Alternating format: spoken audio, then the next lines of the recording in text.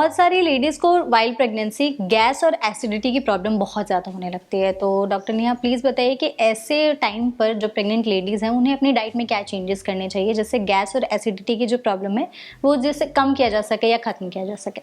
देखिए, कुछ हद तक तो ये गैस और एसिडिटी जो लगती है, लेडीज़ को ब्लोटिंग की फीलिंग आती है, ये प्रेगनेंसी के जो हार्मोनल चेंजेस हैं उसकी वजह से है।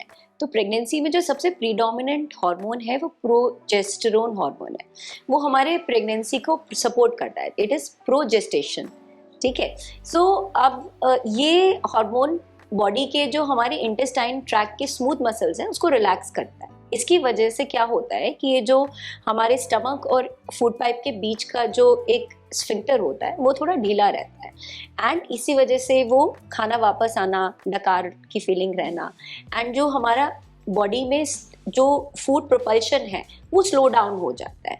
इसलिए सारे जीआई सिम्टम्स की उल्टी, नौजिया, डकार आना, ब्लोटिंग रहना, कॉन्स्टिपेशन होना, ये सारे प्रोजेस्टेरोन हार्मोन से लिंक्ड है। तो स्पेशली जो लेडीज़ जिनको एडिशनली डॉक्टर ने प्रोजेस्टेरोन की दवाइयाँ दी हैं, जिनको कोई प्रेगनेंसी में ब्लीडिंग हो रही है या जिनकी कुछ इलाज से जिनकी प्रेगनेंसी ठहरी है, या जिनको कोई थ्रेट हो रहा है कि अब अबॉर्शन, मिसकैरेज का या प्रीटर्म में जाने का, उन लोगों को अधिक डॉक्टर दवाइयाँ दे रहे होते हैं। सो उनके ये सिम्टम्स और एग्जैजरेट हो जाते हैं काफ़ी बार। तो एक कि आप अपने डॉक्टर से डिस्कस करें कि आपको ये प्रॉब्लम हो रही है।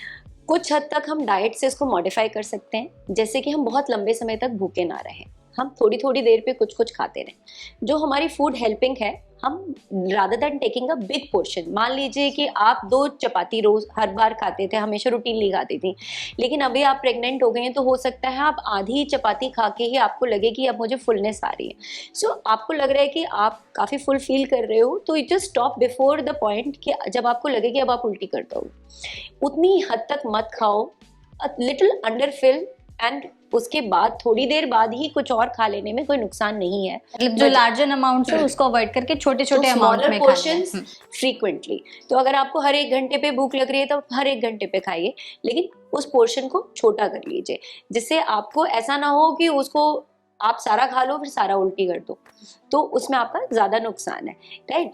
एंड लिक्विड्स को भी बीच बीच में लेना है, इकट्ठे बहुत बड़े वॉल्यूम ऑफ लिक्विड भी ना लें। काफ़ी बार लोग पहले 3 महीने में क्या होता है, लोगों को उल्टी होती है, फिर वो खाना बंद कर देते हैं, सिर्फ जूस पीने की कोशिश करते हैं, फिर उनको और वॉमिटिंग होती है। कई लोग तो ऐसे भी होते हैं कि 9 महीने उनकी पूरी उल्टी मतलब वॉमिटिंग चलती रहती है। ये सिकनेस, जो मॉर्निंग सिकनेस जिसको ट्रेडिशनली किसी को सुबह होती है, किसी को शाम को होती है, किसी को दिन भर होती है और किसी को पूरी प्रेगनेंसी होती है, ये बहुत वेरिएबल है from person to person and pregnancy to pregnancy. ठीक है, तो ज़रूरी नहीं है कि ये सबको हो ही। ठीक, अब इसको जनरली मैनेज करना होता है। आपको जो फूड की क्रेविंग हो रही है, जो टेस्ट का मन कर रहा है, अगर आपको चटपटा खाने का मन करे तो the lady is allowed generally कि वो उस हिसाब से अपने खाने को थोड़ा मॉडिफाई कर ले एंड उस हिसाब से खा ले। खाने के बाद 10 मिनट अगर वो टहल लेगी तो वो ब्लोटिंग की फीलिंग कम हो जाएगी। So it is always encourage कि अगर आपको कोई डॉक्टर ने बेड रेस्ट नहीं बोला है तो आप जो खाना खा रहे हैं उसके बाद आप वॉक ज़रूर करें। अपने फ्रूट जो खाना खा रहे हैं उसमें फाइबर भी इंक्लूड करें। ठीक है, so this is generally a tip. Otherwise over and above this अगर रिक्वायरमेंट है तो दवाइयाँ या कुछ सप्लीमेंट्स या कोई मेडिकेशन लेना पड़ रहा है तो आप अपने डॉक्टर से गाइडेंस में ज़रूर ले सकते हैं। एंड कभी कभी कुछ लोगों को प्रेगनेंसी में गॉल स्टोन्स या कुछ और भी प्रॉब्लम्स, कॉम्प्लिकेशन हो सकते हैं, जिसकी अगर उनको बहुत ही ज़्यादा दिक्कत हो रही है तो वो उसके लिए चेकअप करा सकते हैं। तो it basically body to body और प्रेगनेंसी डिपेंड करता है कि किस हिसाब से हमारी प्रेगनेंसी चल रही है। तो अलग अलग लोगों में ज़्यादातर लोगों की ये प्रॉब्लम मैनेजेबल होती है। कभी कभी मौसम के अनुसार आप ठंडा दूध पी के भी अपनी एसिडिटी को कम कर सकते हैं, लेकिन हाँ, it may not work for everyone and every time.